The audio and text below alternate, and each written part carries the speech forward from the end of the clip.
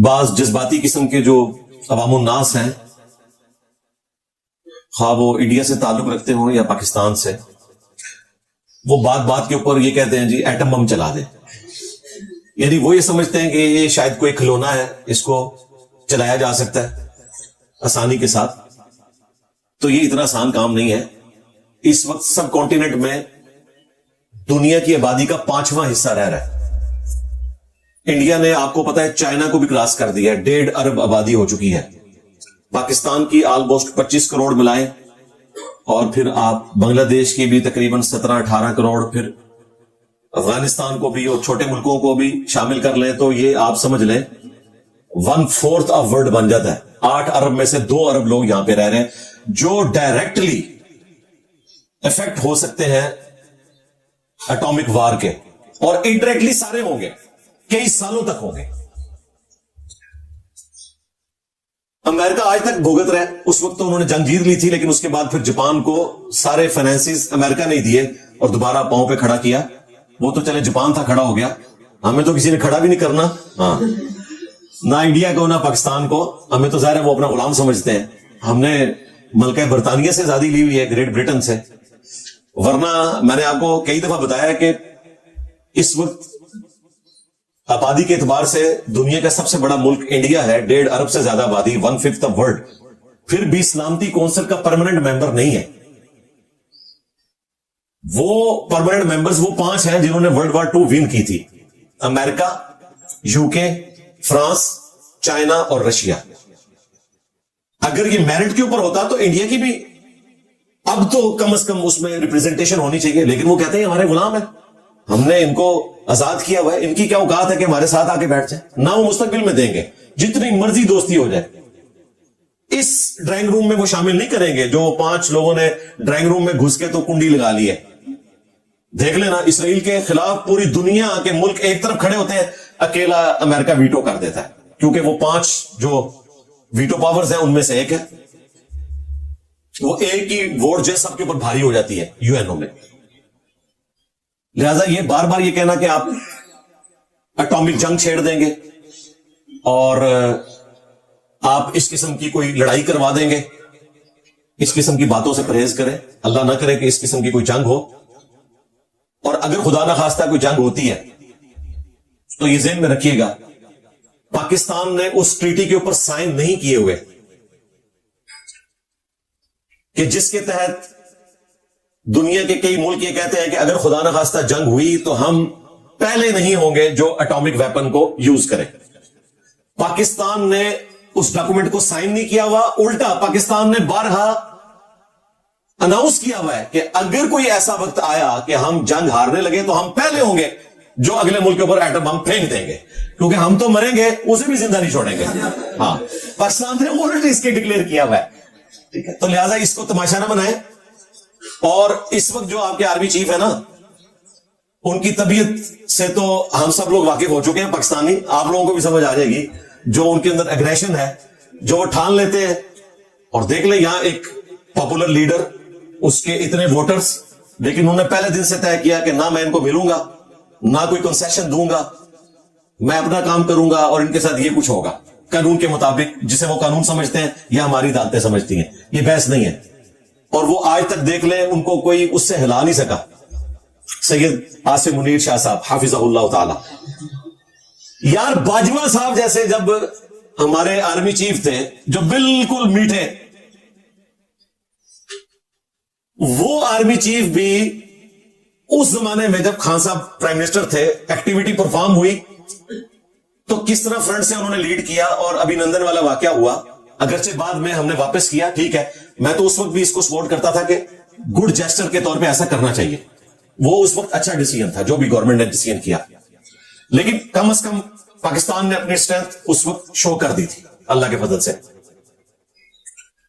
تو اس army chief سے تو آپ بالکل ایکسپیکٹ نہ کریں یہ جناب اینٹ کا جواب پتھر سے دے گا، بلکہ وہ پتھر بھی جو ہے نا وہ لوہے کا پتھر ہوگا. وہ آپ نے دیکھا ہے کہ کتنے سیریس موڈ میں ہر وقت رہتے ہیں. اور پچھلے دنوں جو انہوں نے تقریر کی تھی جب یہ بلوچستان انسیڈنٹ ہوا اور اوورسیز سے خطاب کیا، اس وقت انہوں نے کافی سخت گفتگو کی تھی. میں نے پچھلی اتوار کو وہ 12 پوائنٹس کی شکل میں ان کی گفتگو کور کی ہے، جسے شوق ہے تو وہ دیکھ سکتا ہے. لہذا اس قسم کی کوئی ایڈونچر کرنے کی نہ سوچیں انڈیا کی طرف سے، اور نہ پاکستان میں اس قسم کی کسی ایکٹیویٹی کو سپورٹ کرنا چاہیے۔ باقی انٹرنیشنل جو میڈیا ہے اس کا بھی کام ہے کہ اس سارے معاملے کو ڈیفیوز کرے، اور جو بڑے بڑے پلیئرز ہیں وہ 5 بڑی پاورز ورلڈ وار 2 کے بعد، ان کا کام ہے کہ وہ فرنٹ سے لیڈ کریں۔ اس میں سب سے بڑی پاور جو یو ایس اے ہے، انہوں نے تو بالکل علیحدگی اختیار کر لی ہے۔ یہ جو انڈیا کو زعم تھا نا کہ یو ایس اے ہمارے ساتھ کھڑا ہوگا اور وہ پاکستان کے خلاف بیان دے گا، ٹرمپ تو آپ کو پتا ہے اسے کو پریڈکٹ ہی نہیں کر سکتا، اس نے تو کہا بھائی آپ لوگوں کا آپس کا معاملہ اسے طے کریں۔ انہوں نے تو علیحدگی اختیار کر لیا، کیونکہ ٹرمپ کو بھی پتہ چل گیا کہ پاکستان نے نہیں کروایا۔ اگر ذرا سی بھی کوئی حرکت کی ہوتی نا پاکستان نے، تو ٹرمپ نے ایک لمحے کا توقف بھی نہیں کرنا تھا اس قسم کا پاکستان کے خلاف بیان دینے کے اعتبار سے، کیونکہ یہاں ماشاءاللہ جو ہمارے سو کالڈ قسم کے محب وطن لوگ ہیں نا، وہ آلریڈی ٹرمپ کے ساتھ دوستیاں گانٹھے ہوئے۔ اور میں یہ آپ کو بتاؤں، یہ جتنے ڈیجیٹل بندر ہیں نا اس وقت، جو اس وقت انڈیا کا ساتھ دے رہے ہیں، یوٹیوبرز اور اپنے آپ کو صحافی کہتے ہیں، یہ پاکستان کے ساتھ غداری کر رہے ہیں۔ اس زمانے میں ساری اپوزیشن کھڑی ہو گئی تھی گورنمنٹ کے ساتھ، آج بھی اپوزیشن اپنے بیانات کے حد تک تو پاکستان کی فوج اور گورنمنٹ کے ساتھ کھڑی ہے، لیکن جو ان کے فرنٹ مین صحافی ہیں نا، جو بیانیاں بناتے ہیں، ٹھیک ہے، ان میں جو سب سے بڑا وہ ایک جھوٹا انسان ہے، میں تو یقین کریں اس کی ویڈیوز بھی نہیں دیکھتا، کیونکہ مجھ سے اتنا زیادہ جھوٹ سنا ہی نہیں جاتا۔ داڑھی رکھ کے وہ جھوٹ بولتا ہے، مذہبی شکل اختیار کر کے۔ وہ ہمارے ایک بھائی ہیں یو ایس اے میں، حالانکہ ان کی بھی ہمدردیاں جو اسی جماعت کے ساتھ ہیں، باسل ندیم صاحب، انہوں نے ایک ولاگ بنایا، تو میں نے مجبوراً اس میں جب اس کے کلپ دیکھے اس بھگوڑے کے، وہ بھگوڑا میں اس لحاظ سے کہہ رہا ہوں کہ مجھ سے بھاگا ہوا ہے، میرے پہ الزام لگا کے بھاگ گیا تھا، میں اس کے پیچھے پہنچا ہوں، اس کی ساری شرطیں مانی ہے کہ پرانی ویڈیوز پہ بات کر لے، وہ ابھی تک بھگوڑا ہے۔ پاکستان سے جو بھگوڑا ہے میں اس کی بات نہیں کر رہا، وہ اس کا اور پاکستان کا معاملہ ہے، مجھ سے بھگوڑا ہوا ہے۔ وہ تو انڈیا کی زبان بول رہا ہے، وہ تو ہر معاملے میں انڈیا کو سپورٹ کر رہا ہے۔ ایون جو خان صاحب کے دور میں ڈسین ہوئے تھے، ان کو بھی وہ کرٹیسائز کر رہا ہے، اور وہ بھی آدمی کے کھاتے میں ڈال رہا ہے جس پہ اس زمانے میں اس نے وغیرہ کیا ہوا تھا۔ تو اس قسم کے جو ڈیجیٹل بندر ہے نا جی، یہ اس قابل بھی نہیں کہ میں ان کا نام بھی لوں یا ان کی اس جماعت کا نام لوں جس کے فرنٹ مین بنے میں، حالانکہ جماعت ان سے جان چھڑا رہی ہے۔ اور میں آپ کو بتاؤں، یہ اپنے لیڈر کے لیے زیادہ مشکلات کھڑی کر رہے ہیں، کیونکہ اس مشکل وقت میں پاکستان تو انشاءاللہ نکل جائے گا اس مشکل سے، ہاں یہ ذہن میں رکھیے گا۔ مودی تو پاکستان کے قابو نہیں آئے گا، وہ وہاں پہ بیٹھا ہوا ہے، وہ ویسے ہی بھاگ جائے گا۔ قابو تم لوگوں نے آنا ہے، یہ ذہن میں رکھنا، جو آج پاکستان کے ساتھ اس طرح کی غداری کر رہے ہو نا، اور صرف ایک اپنے لیڈر کی محبت میں، اس لیڈر کو بھی نہیں پتا ہوگا کہ تمہاری محبت میں یہ کیا کچھ کر رہے ہیں۔ جس طرح حضرت علی کی محبت میں غلو کر کے عبداللہ ابن سبا نے ایک غلط عقیدہ ان کی طرف منسوخ کیا، اور بعد میں حضرت علی نے ہی عبداللہ ابن سبا کو قتل کروایا تھا، اس غالی کو جو علی اللہ کہتا تھا، نعوذ باللہ۔ تو یہ جو یوٹیوبرز ہیں، یہ اپنے ڈالرز پکے کرنے کے لیے اس قسم کی حرکتیں کر رہے ہیں۔ اور میں نے ایک چیز پریڈکٹ کی تھی، اور وہ میری کرامت اللہ کی طرف سے ظاہر ہوگی۔ میں نے کہا تھا یہ کبھی نہیں چاہیں گے کہ یہ لیڈر جیل سے باہر نکلے، اور وہ بات صحیح ہوئی ہے۔ کل میں اس کا ولاگ کا وہ حصہ دیکھ رہا تھا، اس میں اس نے پتا کیا بولا کہ آپ نے پکڑ تو لیا ہے اس کو، آپ بتائیں چھوڑیں گے کیسے؟ وہ بار بار اس جملے کو ریپیٹ کر رہا ہے کہ اگر اس کو چھوڑیں گے تو یہ پھر فوج کو نہیں چھوڑے گا، اپوزیشن کو نہیں چھوڑے گا، اور وہ بار بار دھمکی لگا رہا ہے پاکستان کی فوج کو اور باقی پولیٹیکل جماعتوں کو کہ تم نے اس کو اندر تو کیا ہے، لیکن بتاؤ چھوڑو گے کیسے؟ جب چھوڑو گے یہ تمہیں نہیں چھوڑے گا۔ اس کا مطلب پتا کیا ہے؟ کہ نہ چھوڑنا انہوں، ہاں تو اور کیا مطلب ہے؟ اور اس نے 3 دفعہ یہ جملہ ریپیٹ کیا، اس میں پکڑ تو لیا ہے، اب چھوڑو گے کیسے؟ چھوڑ نہیں سکتے آپ، کیونکہ تمہیں پتا ہے کہ اس کو چھوڑا تو یہ تمہیں نہیں چھوڑے گا۔ یعنی وہ کہہ رہے ہیں کہ اس کو چھوڑا تو میرے ڈالر گئے، ہاں پھر نہ چھوڑیو انہوں۔ اور ایک اور وہ جو ایک جس کی سانس ہی بند ہوئی تھی، اس کے حاکم میں ویڈیو بنائی تھی اس زمانے میں، ٹھیک ہے، جو پنجابی میں ولاگ کرتا ہے، نہ اردو ٹھیک آتی ہے نہ پنجابی تو چلے تھوڑی صحیح بول لیتا ہے، تو وہ بھی نہیں چاہے گا کہ اس کے ڈالرز ختم ہو، یہ سب چاہیں گے کہ لیڈر اندر رہے، ہمارے ڈالرز پکے رہے۔ تو یہ تو حرکتیں کر کے سائڈ پہ ہو جائیں گے۔ تکلیف آج ایک بندہ ہی کاٹ رہا ہے، اس کی بیوی کاٹ رہی ہے، وہ 2 ہی جیل میں، باقی سارے باہر ہیں، اور اوپر سے یہ جو آئے دن مذہبی ٹچ لگاتے رہتے ہیں۔ ابھی تو وہ ڈاکٹر عارف الوی صاحب کی بھی ویڈیو آئی ہے، میں نے اس پہ آج بولنا تھا، لیکن میں نے جب پوری ویڈیو دیکھی ہے میں نے کہا میں انتظار کروں، شاید کوئی ڈاکٹر صاحب کا کوئی اچھا بیان آ جائے۔ اگلے ہفتے تک وہ توبہ کر لیں تاکہ وہ زیادہ ہنگامہ کھڑا نہ ہو.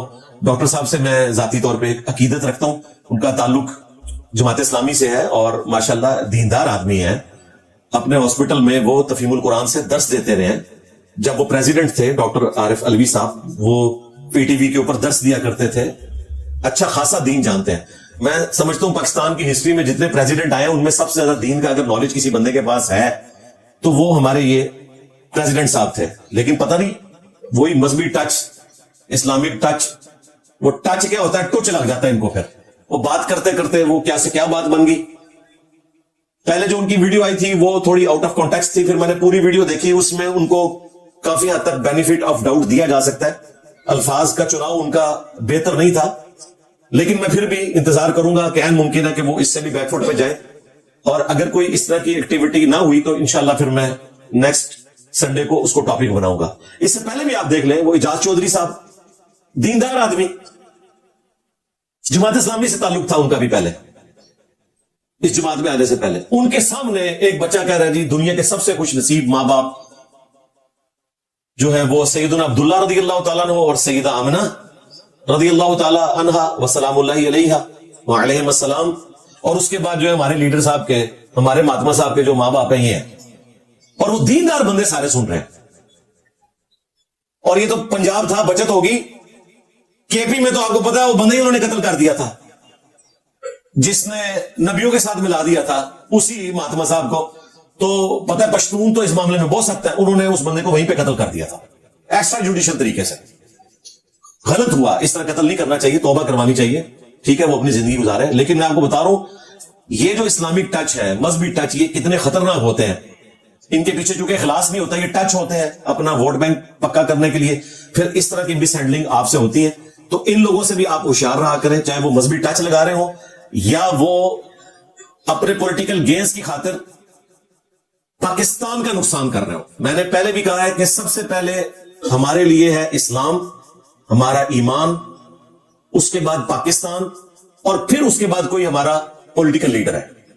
کیونکہ یہ سارے پولیٹیکل لیڈر اسی وقت تک اپنی یہ ساری عیاشیاں کر سکتے ہیں یا یہ ساری فیسلٹیز اویل کر سکتے ہیں, سارا فیم اویل کر سکتے ہیں جب تک پاکستان موجود ہے. اور پاکستان کے لیے بائنڈنگ فورس جو ہے وہ ہمارا ریلیجن ہے. یہ ہماری جو قومی ریاست ہے وہ اسلام کی بنیاد کے اوپر ہے کہ دو قومی نظریہ, مسلم اور ہندو, دو قومیں یہاں آباد ہیں. لیکن اس کا یہ مطلب نہیں ہے کہ پاکستان میں جو ہندو ہیں ہم نے ان کو قتل کر دینا ہے, نہیں. وہ 11 اگست کی تقریر ہے محمد علی جناح رحمہ اللہ کی, بانی پاکستان کی, کہ آپ آزاد ہیں اس ملک میں, اپنے مندروں میں جا سکتے ہیں, اپنے چرچز میں جا سکتے ہیں, اپنی مساجد میں جا سکتے ہیں, اپنی عبادت گاہوں میں جا سکتے ہیں. ہاں اوور آ چکے ڈومیننسی 97% سے زیادہ مسلمان ہیں, لہذا کی پوسٹوں کے اوپر مسلمان ہوں گے اور اسلام یہاں پہ ڈومیننٹ ہے چکے, لہذا اس ملک کا نام اسلامک ریپبلک آف پاکستان رکھا گیا. وہ اپنی جگہ موجود ہے الحمدللہ. لہذا اس پہ ہمارے لیے کوئی پولیٹیکل لیڈر, کوئی جرنیل, کوئی مذہبی لیڈر اس معاملے میں اگر رکاوٹ بنتا ہے تو ہم ڈنکے کی چوٹ کے اوپر اس کے خلاف کھڑے ہوں گے. کیونکہ یہ ملک کسی جرنیل کا نہیں ہے, کسی پولیٹیکل لیڈر کا نہیں ہے, یہ پاکستان کے عوام کا ہے. انہوں نے قربانیاں دی اور ایک ڈیموکریٹک طریقے سے, اگرچہ اس وقت اللہ نے حالات و واقعات ایسے کر دیے کہ ہٹلر کی وجہ سے گریٹ برٹن کمزور ہو گئی, اگرچہ ہٹلر جنگ ہار گیا لیکن گریٹ برٹن کو اتنا کمزور کر دیا کہ انہوں نے مجبوراً ہمیں آزادی دے دی. اور اس میں محمد علی جناح کی عقل مندی کو داد دوں گا کہ اکیلا لیڈر تھا اور مخالفت میں ان سے بڑے لیڈر تھے. گاندھی صاحب, ابوالکلام آزاد کانگریس میں, ان کی کوشش یہ تھی کہ یہ ملک صرف آزاد ہو گریٹ برٹن سے لیکن ایک ملک رہے. لیکن یہ صرف محمد علی جناح تھے اور ان کے ساتھ چند ایک دیوبندی علماء اور بریلوی سارے علماء, پیر سارے کے سارے, وہ سپورٹ کر رہے تھے. تو اس اکیلے بندے نے گریٹ برٹن کو یہ منوانے پر آمادہ کر لیا کہ ہم دو ملک بنائیں گے, انڈیا اور پاکستان. یہ بہت بڑی کامیابی ہے جب اتنے بڑے لیڈرز مخالفت میں موجود ہوں, ایک اکیلے بندے کا سٹینڈ لینا. ہاں جو اکثریت تھی دیوبند علماء کی وہ کانگریس کے ساتھ تھی, اور وہ بھی کوئی مسلمانوں کے لیے بدنیتی والا معاملہ نہیں تھا. وہ چاہتے تھے کہ مسلمان اکٹھے رہیں تاکہ کل کو ہم پاور میں آ جائیں. لیکن آج جو کچھ مسلمانوں کے ساتھ انڈیا میں ہو رہا ہے اس کے بعد میرا خیال ہے اگر وہ دنیا میں موجود ہوتے تو انہیں پتا چل جاتا کہ محمد علی جناح نے جو کچھ فورسی کیا تھا وہ درست تھا. اور وہ علماء جنہوں نے اس وقت پاکستان کا ساتھ دیا وہ لوگ درست تھے. اور وہ لوگ جو اس وقت مخالفت بھی کرتے تھے لیکن پاکستان بننے کے بعد پاکستان میں آگے وہ بھی درست تھے, جس طرح مولانا مودودی اور ان کے سارے ساتھی جماعت اسلامی کے, انہوں نے پھر اس کو ایکسپٹ بھی کر لیا. اور پھر دیکھیں محمد علی جناح کا جنازہ بھی شبیر احمد عثمانی صاحب نے پڑھایا جو دیوبند سے تھے. اشرف علی تھانوی صاحب نے دیوبند مدرسے کو ریزائن کر دیا صرف پاکستان کو سپورٹ کرنے کی وجہ سے. وہ اس وقت تک زندہ نہیں رہے, 1944 میں ان کی ڈیتھ ہوگی, لیکن تھانوی صاحب نے دیوبند مدرسہ چھوڑ دیا پاکستان کی سپورٹ کی وجہ سے, کیونکہ دیوبند مدرسہ کانگریس کے ساتھ تھا.